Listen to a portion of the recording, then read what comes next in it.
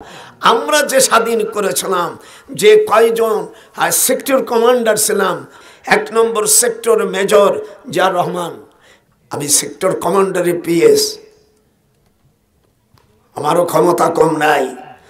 আমরা কয়েকজন বসে বাংলাদেশ যারা আমরা স্বাধীন করেছিলাম, অরিজিনাল স্বাধীন, এটা তো ধাক্কা দিয়ে লাঠি দিয়ে স্বাধীন করা। আমরা যে স্বাধীন করেছিলাম, যে কয়জন সেক্টর কমান্ডার ছিলাম, অনেকের নাম জানা নাই। 1 নম্বর sector major Ziaur Rahman, Rafiqul Islam, major Khaled Mosharraf, Shafiullah, তারপরে Mir Shawkat Ali, wing commander M A Bashar, Kazi Nuruzzaman, Ataul Gani Osmani, M A Jalil headquarter থেকে পরিচালিত হতো। 11 নম্বর সেক্টরের ছিল কর্নেল আবু তাহের।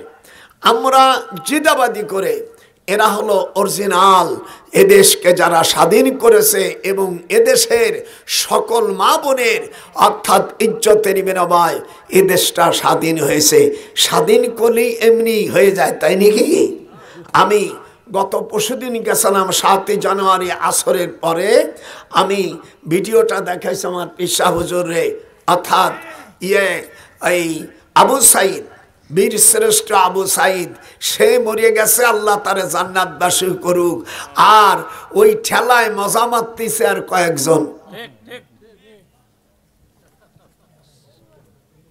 আমি সেক্টর কমান্ডারে পিএস, আমারও ক্ষমতা কম নাই।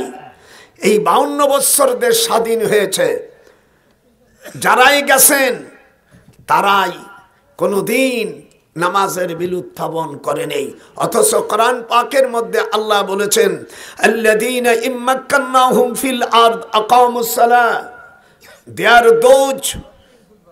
are those who, if we establish them in the land and establish regular prayer, give regular charity and right and forbid wrong to decision of all affairs, Allah is exalted in power. আল্লাহ কোরআন মাজিদে সূরা হজের 41 নম্বর আয়াতে আল্লাহ বলেন, আমি যখন মুসলমানদেরকে রাষ্ট্রের ক্ষমতা দিব, তাদের দায়িত্ব কয়টা? হাত উঠান। মনে আমি একে কিচ্ছা কাহিনী শুনতেছ। আল্লাহ পাকের কোরআনের মধ্যে তারা নামাজ প্রতিষ্ঠিত করবে, কোনোদিন বিল আনে নেই। আম্বিয়া আলাইহিস সালামগণ। 2 নম্বর ওয়াল উলামা, যারা হক্কানি আলিম, আই তাদিরান তাকওয়া বিল্লাহ। তাফসীরে কাশাফের মধ্যে আসছে, ওই আলেমদেরকে বলা হয়েছে যাদের মধ্যে ইলমে তাসাউফ আছে। ইলমে তাসাউফ অর্জন করা ফরজাইন। আল্লামা মুফতি শফি রহমাতুল্লাহ আলাইহি ওয়াকুনু মা'আস সাদিকিন, এই আয়াতের ব্যাখ্যায় উনি বিভিন্ন হাদিস থেকে তাফসীরে মাযহারি তো আসছে, এই জন্য হক্কানি ওলামাদেরকে বলা হয়েছে। 3 নম্বর ওয়া শুহাদা, আর যারা শহীদ। আমরা যেন সেদিকে লক্ষ্য করি। আর বাজে লোক, ফাসিক, ওয়াওয়াদুল ইলম ইনদা গায়রি আহলিহি কা মুকাল্লাদিল খানাজির ওয়াল জাওহারা ওয়াল লুলু ওয়াজ যাহাব। হুজুর সাল্লাল্লাহু আলাইহি সাল্লাম বলেন, ফাসিক আলেমের কাছে ইলম রাখা শুকরের গলায় মণিমুক্ত ঝুলানো। হাত উঠান। শুকরের, একটু বলুন শুকরের। এই জন্য যে সকল আলিমরা দাড়ি কাটে, যে আলেমদের মধ্যে পরহেজগারি নাই, যাদের মধ্যে তাকওয়া নাই, সেই সকল আলেমদের কাছে ইলম রাখা মানে শুকরের গলায় মণিমুক্ত ঝোলানো। কথা কি বুঝতে পেরেছেন? হাদিস আর কোরআন। ভাইজান এখানে বসবে, একটা শব্দ বললে আপনি বলবেন ভাইজান এটা ঠিক হচ্ছে না। কোরআন হাদিস অনুযায়ী ওয়াজ হবে। আমাকে যতটুকু সময় বেঁধে দেবে আল্লাহ পাক যেন আমাকে কোরআন এবং হাদিসের ভিতরে রাখার তৌফিক দান করে। একটু জোরে কোন আমিন। এত আসতে হয়ে গেল, এত আসতে হয়ে গেল। আল্লাহ পাকের কথা বোঝার আমাদের তৌফিক দান করুন। জোরে কোন আমিন। হুজুর সাল্লাল্লাহু আলাইহি ওয়াসাল্লাম আরো বলেন আম্বিয়াদের কত শান। হাররামা আলাল আরদে আন তাকুলা আজসাদিল আম্বিয়া। আম্বিয়া আলাইহিস সালামদের দেহ মোবারক মাটিতে গ্রাস করতে পারে না। আপনার আমার দেহ মোবারক মাটিতে গ্রাস হয়ে যাবে, কিন্তু আম্বিয়া আলাইহিস সালামরা তাদের এবং তাদের আরেকটা গুণ আছে। ক্বালান নবী আলাইহিস সালাম আল আম্বিয়াউ সালাতুল্লাহ আলাইহিম আহয়াউন ফি কুবুরহিম ইউসাল্লুন।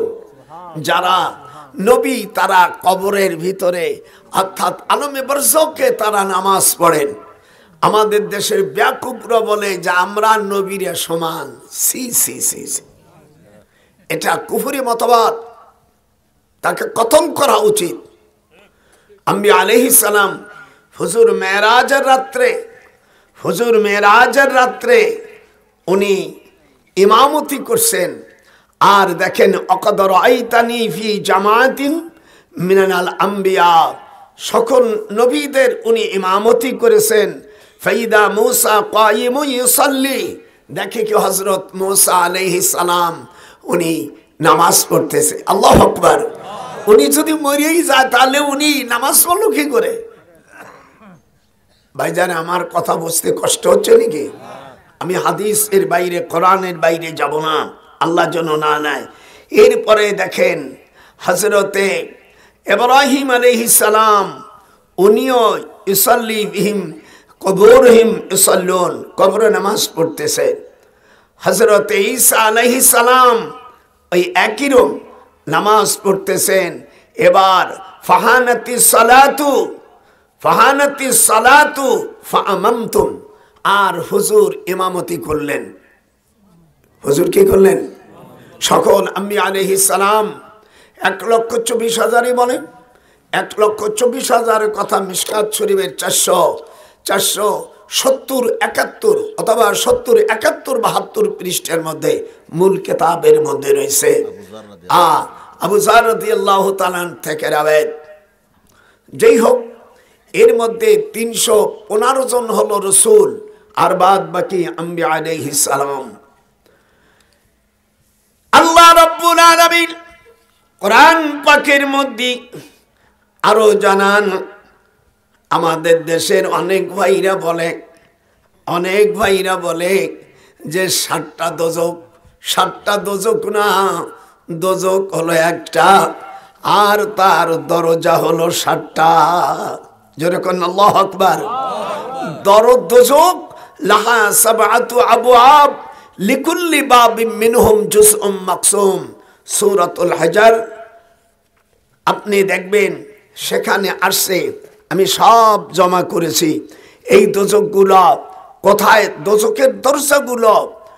ওয়াদাল্লাহুল মুনাফিকিনা ওয়াল মুনাফিকাত, আল্লাহ রাব্বুল আলামিন বলেন যারা মুনাফিক পুরুষ এবং মুনাফিক নারী, এদের স্থান কোথায়?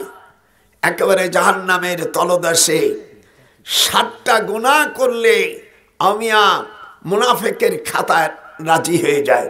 সকল মুহাদ্দিসিন কিরাম, আমাদের ইমাম আবু হানিফা রাহমাতুল্লাহ আলাইহি, আমাদের সকল ইমামের শ্রেষ্ঠ ইমাম, ইনি এই 7টা আকীদার কথা, 7টা আমলের কথা বলেছে। যে ব্যক্তি বিবাহ করে মহরনা আদায় করে না, এ ব্যক্তি মুনাফিক। কোরআন মাজিদের মধ্যে এসেছে সাদুকাতিহিন্না নিহলাতান ফাইন তিবনা লাকুম। আপনারা হাত উঠে বলবেন, আমি যত সময় বলবো কোরআন আর হাদিস দেব, হাত উঠান। আর মাঝে মাঝে ইজমা কিয়াস আসবে। এই 4টে হলো শরীয়তের দলিল। শরীয়তের দলিল কয়টা? একটু জোরে বলতে হবে, কয়টা? কোরআন, সুন্নাহ, ইজমা, কিয়াস, এই 4টা। মিডিয়া ভাইরা এইগুলো দেবেন, আশেপাশে সময় গান বাদ্য দিয়ে মানে জারিয়ে করে থুয়ে দেন। এর মধ্যে সব আসবে।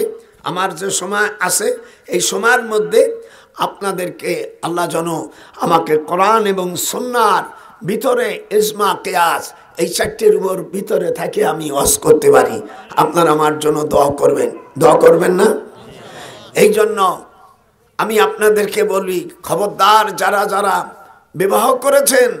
বিবাহ করেছেন তাদেরকে মহারণা, হয়তো এই আয়াতটা জানতেন না, আগামীতে আপনারা আমার বৌমা নাতি বউদের ওইটাগুলো দিয়ে দেবেন। যদি মহারণা পরিশোধ না করেন, দারামি শরীফের মধ্যে আসে ওই স্বামীকে কিয়ামতের ময়দানে জিনাকারীর কাতারে শামিল করা হবে। এদিক ওদিক তাহাসেন কেন? কালকে যাইয়াই দেওয়া শুরু করবা। এরপরে যদি ক্ষমা চান সব মাফ করতে পারবেন। আল্লাহ বলছেন